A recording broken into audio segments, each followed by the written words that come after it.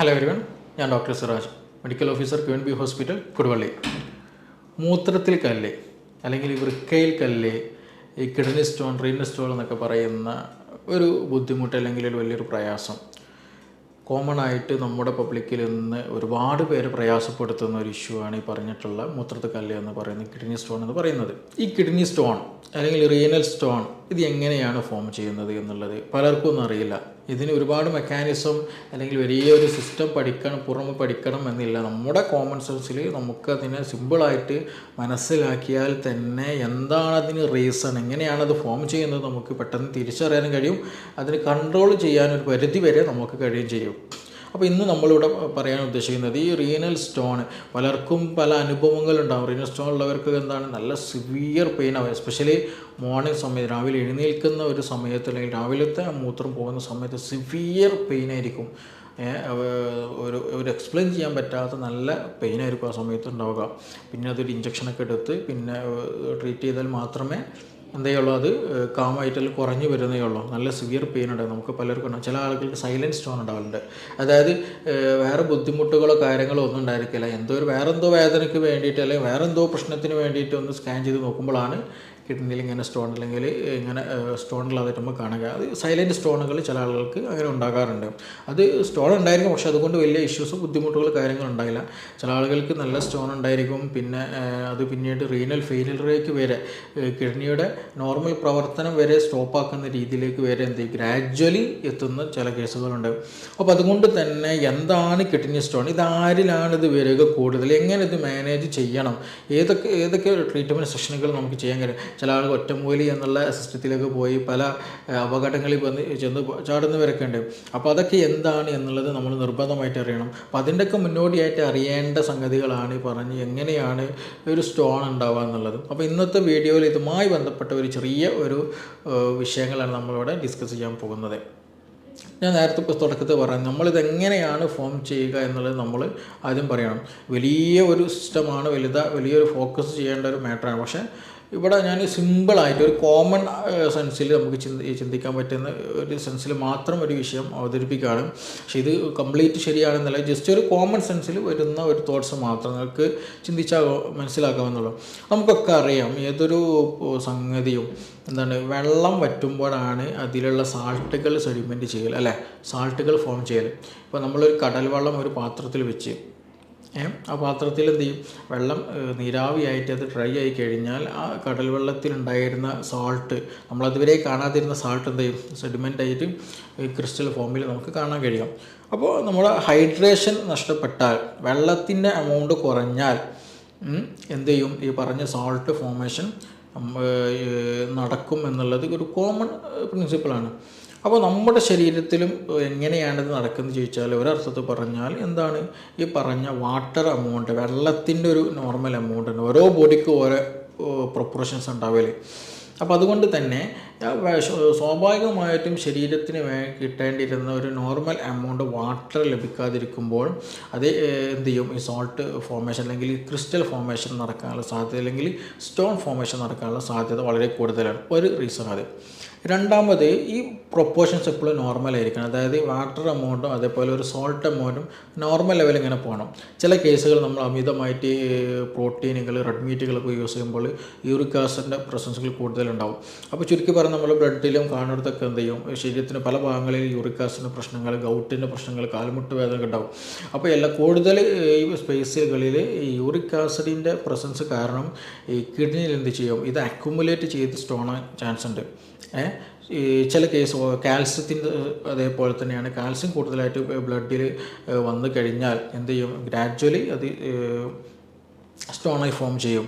അപ്പോൾ ശരിക്കും പറഞ്ഞാൽ ചില വസ്തുക്കൾ, ചില സോൾട്ടി നാച്ചുറൽ അല്ലെങ്കിൽ സ്റ്റോൺ ആകാൻ സാധ്യതയുള്ള അതിൻ്റെ ഒരു നോർമൽ ലെവൽ കഴിഞ്ഞാൽ, അമിതമായിട്ട് രക്തത്തിൽ അതിൻ്റെ സാന്നിധ്യം ഉണ്ടായിക്കഴിഞ്ഞാൽ എന്ത് ചെയ്യും, അതിൻ്റെ പ്രസൻസ് കൂടിയത് കൊണ്ട് അത് പിന്നീട് ഇങ്ങനെ ഘനീഭവിച്ചിട്ട് അതൊരു സ്റ്റോണായി മാറാനുള്ള സാധ്യത വളരെ കൂടുതലാണ്. അപ്പോൾ ചുരുക്കി പറഞ്ഞാൽ, ഒന്ന് വെള്ളം കുറഞ്ഞത് കൊണ്ട് വെള്ളം കുറയാൻ പല കാരണങ്ങളുണ്ട്. ഒന്ന്, വെള്ളം കുടിക്കാത്ത റീസൺസ് ഉണ്ടാകും. രണ്ട്, തീരെ കുടിക്കാത്ത റീസൺസ് ഉണ്ടാകും.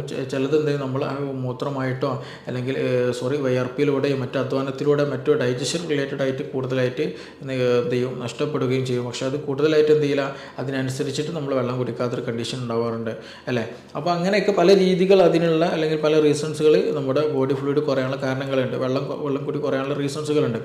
പിന്നെ ഈ പറഞ്ഞതുപോലെ ഈ സ്റ്റോണുകൾ, ഈ പറഞ്ഞ യൂറിക് ആസിഡ്, കാൽസ്യം, സിസ്റ്റിൻ പോലെയുള്ള കണ്ടൈനുകൾ ബ്ലഡിൽ കൂടുതൽ വരുമ്പോൾ ഈ കിഡ്നിയിൽ വന്നിട്ട് അക്യുമുലേറ്റ് ചെയ്തിട്ട് അത് സ്റ്റോണായി മാറാറുണ്ട്.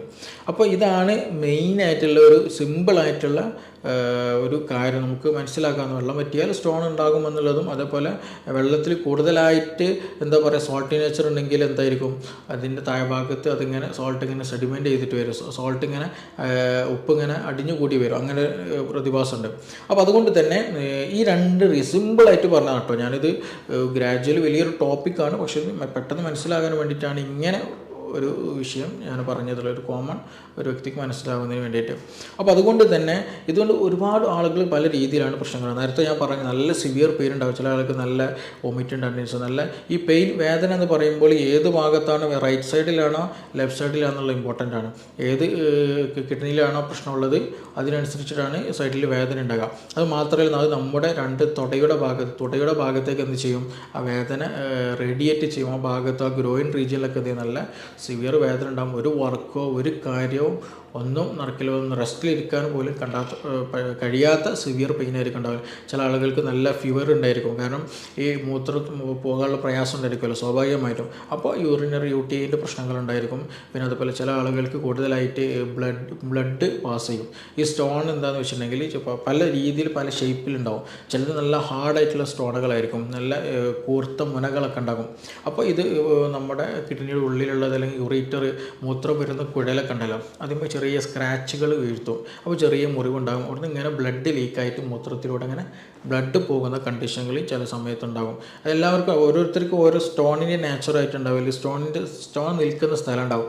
ചിലപ്പോൾ നമ്മൾ യൂറേറ്റർ മൂത്രനാളികളിലായിരിക്കും, ചിലപ്പോൾ കിഡ്നിയുടെ ഉള്ളിലായിരിക്കും ഉണ്ടാവുക, ചിലപ്പോൾ മൂത്രസഞ്ചിയിൽ ചില ആളുകൾക്ക് ബ്ലാഡർ സ്റ്റോൺ എന്നുള്ള പേരിലൊക്കെ ഉണ്ടാകാറുണ്ട്. അപ്പോൾ ചുരുക്കി പറഞ്ഞാൽ ഈ സിംറ്റം എന്നുള്ള പറയുന്നത് എന്താണ്, എസ്പെഷ്യലി അത് എവിടെയാണോ അത് നിലകൊള്ളുന്നത് അതിനനുസരിക്കും. ഇപ്പോൾ യൂറേറ്ററിലാണ് മൂത്രം പോകുന്ന കുഴലിലൊക്കെയാണ് സ്റ്റോൺ ഉള്ളത്, വലിയ സ്റ്റോൺ അവിടെ ഇങ്ങനെ അടഞ്ഞു കിടക്കുന്നുണ്ടെങ്കിൽ തീർച്ചയായിട്ടും എന്താണ്, മൂത്രം ശരിയായ രീതിയിൽ കിഡ്നിയിൽ നിന്ന് ബ്ലാഡറിൽ നിന്ന് പുറത്തേക്ക് പോവില്ല. അപ്പം കിഡ്നിക്ക് എന്ത് ചെയ്യും, വലിയ ഭാരം വരും, നീർക്കെട്ട് വരും, അതിന് നശിച്ചു പോകുന്ന ഒരു കണ്ടീഷൻ ഉണ്ടാകും. കിഡ്നി ഫെയിലിയറിലേക്ക് അത് ഗ്രാജുവലി നയിക്കുമെന്നുള്ളതാണ് അതിൻ്റെ ഒരു ട്രൂത്ത്. അപ്പോൾ അതുകൊണ്ട് തന്നെ പല ആളുകൾക്കും പല രീതിയിൽ അതിൻ്റെ പൊസിഷനും അതിൻ്റെ ഇമ്പോർട്ടൻസ് അനുസരിച്ചിട്ടായിരിക്കും ഉണ്ടാകാം. കൂടുതലായിട്ടും സ്റ്റോൺ ഉണ്ടാകുന്നത് നേരത്തെ പറഞ്ഞ പോലെ യൂറിക് ആസിഡിന് ഇഷ്യൂസ് ഉള്ളവർക്ക്, കാൽസ്യം കൂടുതലായിട്ട് സെഡിമെൻറ്റേഷൻ നടന്നിട്ട് സിസ്റ്റിൻ എന്നുള്ള കമ്പോണൻറ്റ് സെഡിമെൻറ്റേഷൻ അങ്ങനെയൊക്കെ ആയിട്ടാണ് കൂടുതൽ. പിന്നെ അതുപോലെ തന്നെ ചില ആളുകൾക്ക് ഇടയ്ക്കിടയ്ക്ക് യൂട്ടിയെ വന്ന് പോകുന്നവർക്കും ഇങ്ങനെയുള്ള ചില സ്റ്റോണുകൾ കാണാറുണ്ട്. അപ്പോൾ അതുകൊണ്ട് തന്നെ നമ്മുടെ ഡൈജഷൻ വളരെ ഇമ്പോർട്ടൻ്റ്. ഞാൻ നേരത്തെ പറഞ്ഞു, നമ്മൾ വെള്ളം ഇമ്പോർട്ടൻ്റ് ആണ്, അതേപോലെ യൂറിക് ആസിഡ് പോലെയുള്ള കമ്പൗണ്ടുകൾ ഫോം ചെയ്യുന്നതും വളരെ ഇമ്പോർട്ടൻ്റ് ആണ്. അപ്പോൾ അമിതമായിട്ട് കാൽസ്യത്തിൻ്റെ ഗുളിക കഴിക്കുക, റിപ്പീറ്റഡ് ആയിട്ട് എന്തെങ്കിലും ബോൺ റിലേറ്റഡ് ആയിട്ട് അല്ലെങ്കിൽ മെനോപോസ് റിലേറ്റഡ് ആയിട്ട് ചിലപ്പോൾ ഡോക്ടേഴ്സ് എന്ത് ചെയ്യും, കാൽസ്യത്തിൻ്റെ ഗുളിക കൊടുക്കാറുണ്ട്. അത് സിവിയർ ആയിട്ട് അല്ലെങ്കിൽ പിന്നീടൊരു സജഷൻ നോക്കാണ്ട് ഒരു തവണ വന്നതല്ലേ, അപ്പോൾ ഇനി ഫുള്ള് കാലം ഗുളിക കഴിക്കുക എന്നുള്ള മെൻറ്റാലിറ്റിയിൽ ചിലപ്പോൾ എന്തെങ്കിലും കണ്ടിന്യൂ ആയിട്ട് കഴിച്ചുകൊണ്ടിരിക്കും, അത് സ്റ്റോണിലേക്ക് നീണ്ടുന്നു എന്നുള്ളതാണ്. പിന്നെ യൂറിക് ആസിഡ് ഇഷ്ടമുള്ളവർക്ക് യൂറിക് ആസിഡിൻ്റെ സ്റ്റോണുകളൊക്കെ ഉണ്ടാവും. അങ്ങനെയുള്ള പല സാധ്യതകൾ വളരെ കൂടുതലാണ്. സ്റ്റോൺ ഉണ്ടാകാനുള്ള ഒരു കാരണം നമ്മൾ പറഞ്ഞു, എന്താണത്, വെള്ളത്തിൻ്റെ എമൗണ്ട് കുറഞ്ഞിട്ട് സാൾട്ടായിട്ട് ഫോം ചെയ്യുക എന്നുള്ളത്. വെള്ളത്തിൻ്റെ എമൗണ്ട് കുറയുന്ന കണ്ടീഷനുകൾ കൂടുതലായിട്ട് വർക്ക് ചെയ്യുന്ന, ശരിയായ രീതിയിൽ വെള്ളം കുടിക്കാണ്ടിരിക്കുക, അങ്ങനത്തെ കേസുകളിലൊക്കെ എന്ത് ചെയ്യും, ഈ പ്രശ്നങ്ങൾ കൂടുതലായിട്ട് ഉണ്ടാകും. പിന്നെ അതുപോലെ നേരത്തെ ഞാൻ പറഞ്ഞു ഡയബറ്റീസിൻ്റെ ഇഷ്യൂസ് ഉള്ളവർക്ക്, വേറെ മെറ്റബോളിക് ഡിസോർഡർ ഉള്ളവർക്കൊക്കെ ഇതിനുള്ള സാധ്യത വളരെ കൂടുതലാണ്. പിന്നെ ഇത് കൂടുതൽ കണ്ടുവരുന്ന ഒരു കാറ്റഗറീസ് പീപ്പിളുണ്ട്, അത് നമ്മൾ കൂടുതലായി ശ്രദ്ധിക്കേണ്ടതും കൂടിയാണ്. എസ്പെഷ്യലി കൂടുതൽ ഹൈപ്പർ ആക്ടിവിറ്റി, എപ്പോഴും ഒരു ചൂടൻ പ്രകൃതക്കാരുണ്ടാവും.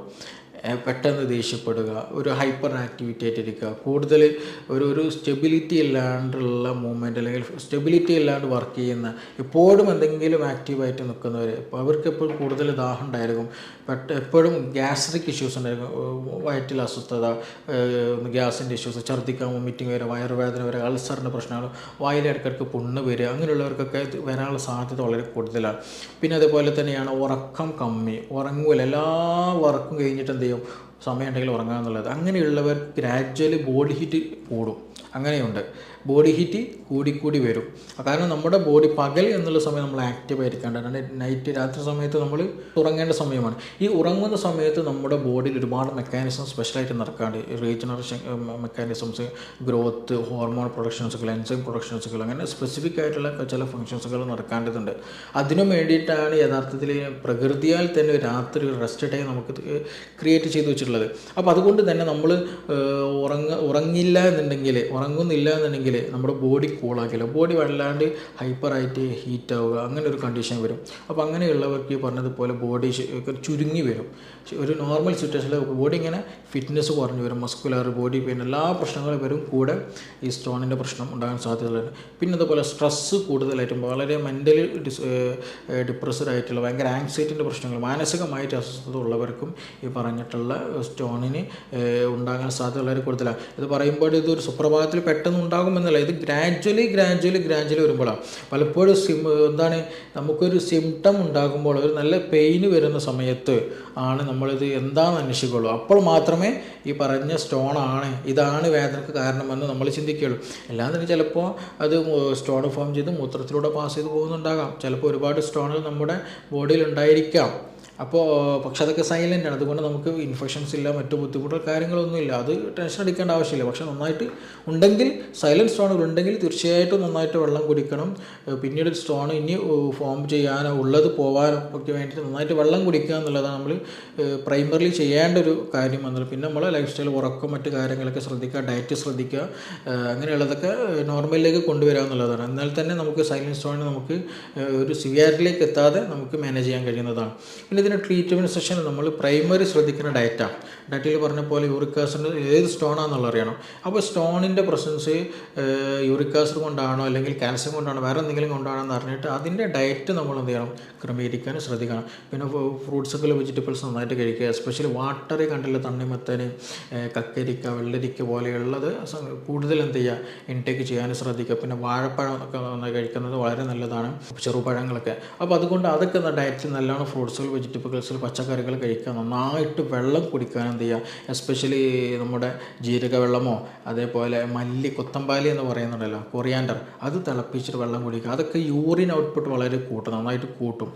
അപ്പോൾ അങ്ങനെയുള്ള സിമ്പിൾ ഡൈജസ്റ്റഡ് ആയിട്ടുള്ള, സിമ്പിൾ ഈസി ആയിട്ട് നമുക്ക് ലഭിക്കേണ്ട ഒരു വാട്ടറി നേച്ചർ കൂടിയിട്ടുള്ള എന്താ ചെയ്യുക, ഫുഡുകൾ, ഡയറ്റുകൾ, ഫ്രൂട്ട്സുകൾ, കാര്യങ്ങളൊക്കെ നമ്മൾ ശ്രദ്ധിക്കാം. പിന്നെ അതുപോലെ ട്രീറ്റ്മെൻറ്റ് പലരും, ഞാൻ തുടക്കത്തിൽ പറഞ്ഞു, പല ആളുകളും പല ഒറ്റമൂലികളിലേക്ക് നീങ്ങുക. ഒരു ചെറിയൊരു പ്രോപ്പർ വേയിൽ ട്രീറ്റ്മെൻറ്റ് പോകാതിരിക്കാത്തൊരു കണ്ടീഷൻ ചില ആളുകൾ ഉണ്ടാവാറുണ്ട്. പലപ്പോൾ നമ്മൾ ശ്രദ്ധിക്കേണ്ടത് ഈ സ്റ്റോണിൻ്റെ ട്രീറ്റ്മെൻറ്റിൽ ഏത് ടൈപ്പ് സ്റ്റോണാണെന്നുള്ളത് നമ്മൾ അറിയണം. അതിൻ്റെ സൈസ് എത്ര ഉണ്ടെന്ന് നമ്മൾ അറിയൽ നിർബന്ധമാണ്. അത് ഏത് പൊസിഷനിലാണ് എന്നുള്ളത്, അതിൻ്റെ കണ്ടീഷൻ എന്താണെന്നുള്ള അറിയൽ നിർബന്ധമാണ്. അതേപോലെ അതിൻ്റെ സിംറ്റംസ്, അതുമായി ബന്ധപ്പെട്ട് എന്തൊക്കെ ബുദ്ധിമുട്ടുണ്ടെന്ന് അറിയൽ നിർബന്ധമാണ്. കാരണം ചില കേസിൽ ഞാൻ നേരത്തെ പറഞ്ഞു, നമ്മൾ സ്റ്റോണിൻ്റെ കേസ് ഉണ്ടാവും. ആ സ്റ്റോൺ കാരണം മുറിവ് വന്നാൽ ബ്ലീഡിങ് വരും, മറ്റു പ്രശ്നങ്ങളുണ്ടാവും. അപ്പോൾ അത് ഒന്ന് പരിഗണിക്കേണ്ട കേസാണ്. ചില കേസുകൾ ഞാൻ നേരത്തെ പറഞ്ഞു, നമ്മൾ മൂത്രം പോകുന്ന ട്യൂബിൽ കുടുങ്ങിക്കിടക്കും. അങ്ങനെ ബ്ലോക്കായി കിടക്കുന്നാൽ ഈ ശരിയായ രീതിയിൽ യൂറിൻ പോകില്ല, ഡാമേജായിട്ട് അല്ലെങ്കിൽ ലിവർ, കിഡ്നി ഫെയിലിയറിലേക്ക് അത് നീങ്ങും എന്നുള്ളതാണ്. കിഡ്നിക്ക് നീർക്കെട്ട് വന്ന് അത് അതിൻ്റെ പ്രവർത്തനം നഷ്ടപ്പെട്ടു പോകും. അപ്പോൾ അതൊക്കെ നമുക്ക് പെട്ടെന്ന് തന്നെ ചെയ്യേണ്ടതാണ്. പിന്നെ അതുപോലെ ചില കേസുകൾ സ്റ്റോണിൻ്റെ സൈസ് ഇമ്പോർട്ടൻ്റ് ആണ്. വലിയ സൈസുള്ളത് നിർബന്ധമായിട്ടും നമ്മളെന്ത് ചെയ്യണം, ഇത് സർജറി ചെയ്തിട്ട് തന്നെ ഒരുപാട് മെത്തേഡ്സുകൾ, ഞാൻ അതിലേക്കൊന്നും സ്പെസിഫിക് ആയിട്ട് പോകുന്നില്ല. അപ്പോൾ സർജറി ചെയ്യേണ്ട കേസ് സർജറി ചെയ്തിട്ട് തന്നെ പോകണം. ചില കേസിൽ ചെറിയത് നമുക്ക് എന്താ ചെയ്യുക, ഒരു സ്മോൾ സൈസൊക്കെ വരുന്നത് മെഡിസിൻസ് കഴിച്ചിട്ട് നല്ല പ്രോപ്പർ ഡയറ്റ് ചെയ്തിട്ട് നന്നായിട്ട് വെള്ളം കുടിച്ചിട്ട് തന്നെ നമുക്കത് ട്രീറ്റബിൾ. ഒരുപാട് കേസുകൾ നമുക്കങ്ങനെ യൂറിനിലൂടെ, മൂത്രത്തിലൂടെ തന്നെ എന്താ യൂറിൻ പാസ് ചെയ്യുന്ന സമയത്ത് തന്നെ സ്റ്റോണ് പോയ റിസൾട്ടുകൾ ഉണ്ടായിട്ടുണ്ട്. അപ്പോൾ നമ്മൾ ശ്രദ്ധിക്കേണ്ടത് ഈ പറഞ്ഞതുപോലെ എങ്ങനെയാണിത് ഫോം ചെയ്യുക ചെയ്യാമെന്ന് പറഞ്ഞു. പിന്നെ ഡയറ്റിൽ നമ്മൾ ശ്രദ്ധിക്കാൻ പറഞ്ഞു. ട്രീറ്റ്മെൻറ്റ് നമ്മൾ എന്താണ് ഈ പറഞ്ഞത്, അതായത് സ്റ്റോണിൻ്റെ സൈസ്, അതിൻ്റെ പൊസിഷൻ, ഏത് ടൈപ്പാണ്, അതിന് കൂടെ എന്തൊക്കെ പ്രശ്നങ്ങളുണ്ട്, മൂത്രത്തിൽ പൈപ്പുണ്ടോ, നല്ല സിവിയർ പെയിൻ മാത്രമാണോ, ബ്ലീഡിങ് ഉണ്ടോ, അങ്ങനെയുള്ള കാര്യങ്ങൾ നമ്മൾ ശ്രദ്ധിക്കണം. പിന്നെ അതുപോലെ ഈ ലിവറിന് എന്തെങ്കിലും കിഡ്നിക്ക് എന്തെങ്കിലും നീർക്കെട്ട് വന്നിട്ടുണ്ടോ, അവിടെ എന്തെങ്കിലും ബൾജിങ് ഉണ്ടോ, അതിൻ്റെ പ്രവർത്തനം എത്രത്തോളം മാറ്റം വന്നിട്ടുണ്ട്, അതൊക്കെ നമ്മൾ അറിയണം. അപ്പോൾ അതൊക്കെ അറിഞ്ഞെങ്കിൽ മാത്രമേ ശരിയായ രീതിയിൽ ട്രീറ്റ്മെൻറ്റിലേക്ക് ഫോക്കസ് ചെയ്ത് നമുക്ക് പോകാൻ കഴിയും. അല്ലാതെ നമ്മൾ ട്രീറ്റ്മെൻറ്റ് ചെയ്താൽ നമുക്ക് ശരിയായ രീതിയിൽ റിസൾട്ട് കിട്ടില്ല. പിന്നെ ശരിയായ രീതിയിൽ നമുക്കത് ശരിയായ രീതിയിലേക്കാണെങ്കിൽ പിന്നീട് അത് ബാഡിലേക്ക് നീങ്ങും, ഒരുപാട് പ്രശ്നങ്ങളിലേക്ക് നീങ്ങുകയുള്ളൂ. അപ്പോൾ അതുകൊണ്ട് തന്നെ ഇത് സ്വയം ഒരിക്കലും ഇത് ചെയ്യരുത്, ട്രീറ്റ്മെൻറ്റ് ചെയ്യരുത്. അതിൻ്റെ കാര്യങ്ങൾ സ്കാൻ ചെയ്തിട്ടും മറ്റു ടെസ്റ്റുകൾ യൂറിൻ ടെസ്റ്റ് ചെയ്തിട്ടും മറ്റു കാര്യങ്ങൾക്ക് ചെയ്തിട്ട് പ്രോപ്പർ ഡയഗ്നോസിസ് മെത്തേഡിലൂടെ മാത്രമേ നമ്മളത് ട്രീറ്റ് ചെയ്യാൻ പോവുകയുള്ളൂ പാടുള്ളൂ. അത് നമ്മൾ നിർബന്ധമായിട്ട് ശ്രദ്ധിക്കണം. ഇനി ഇതുമായി ബന്ധപ്പെട്ട എന്തെങ്കിലും കൂടുതൽ അറിയണമെന്നുണ്ടെങ്കിൽ, ട്രീറ്റ്മെൻറ്റ് സെഷൻ കൂടുതൽ മനസ്സിലാക്കണമെന്നുണ്ടെങ്കിൽ തീർച്ചയായിട്ടും നിങ്ങൾക്ക് ഈ നമ്പറിൽ ബന്ധപ്പെടാം, നമുക്കത് ഡിസ്കസ് ചെയ്യാവുന്നതാണ്. ഇനി നമുക്ക് മറ്റൊരു വിഷയവുമായി ബന്ധപ്പെട്ടിട്ട് വീണ്ടും കാണാം. Thank you.